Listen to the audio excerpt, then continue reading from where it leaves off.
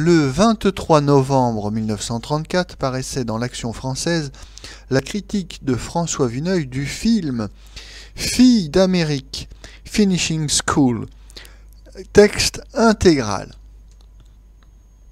Voilà un assez bon scénario sur les formes, excessives naturellement, que prennent en Amérique l'hypocrisie mondaine et le snobisme.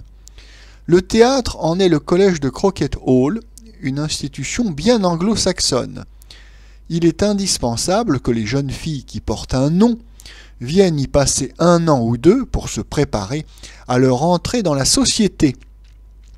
La petite Virginia y est amenée par sa mère une perruche du meilleur ton et de la plus irréprochable élégance. Virginia, qui sort sans doute des mains de quelque institutrice revêche, prend au pied de la lettre le règlement qui semble assez strict. En réalité, la progéniture des milliardaires siffle le gin à huis clos. Pour les week-ends, ces demoiselles ont loué les services d'une vieille actrice qui fait la cousine, va les attendre à la gare et les conduit dans un hôtel de la périphérie.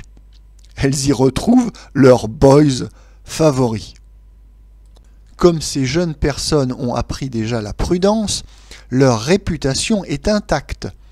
La naïve Virginia a le tort d'admirer le cran d'un interne d'hôpital qui, pour finir ses études, est garçon d'hôtel la nuit.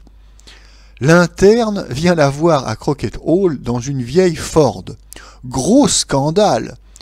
Jamais une automobile aussi vulgaire n'avait roulé sur ces graviers. Ici se place une scène qui nous a beaucoup plu. Virginia arrive chez sa perruche de mère pour lui raconter ses ennuis. Madame est attelée à un gros problème. Choisira-t-elle une robe violine ou verre d'eau pour aller au théâtre? En dépit de ses graves soucis, elle comprend que sa fille aime un garçon d'hôtel. Grand cri! On appelle monsieur. Il arrive bataillant avec un faux col dur. Il n'est pas d'une humeur très folâtre. Il se moque bien de ce garçon d'hôtel. La bourse est exécrable. Si ça continue, madame sait-elle bien qu'elle devra faire sa vaisselle elle-même? Le dénouement qui réunit l'étudiant et Virginia n'a aucune importance.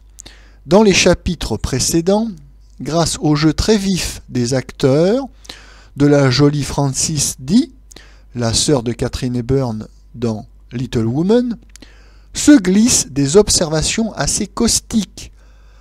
Mais il semble que l'on ait observé dans la réalisation des principes assez fâcheux d'économie. On a lésiné sur la figuration. L'action est réduite à 4 ou 5 personnages et autant de décors. On nous renseigne trop peu sur l'existence des collégiennes. Pour tout dire d'un mot, ce film n'est pas assez concret.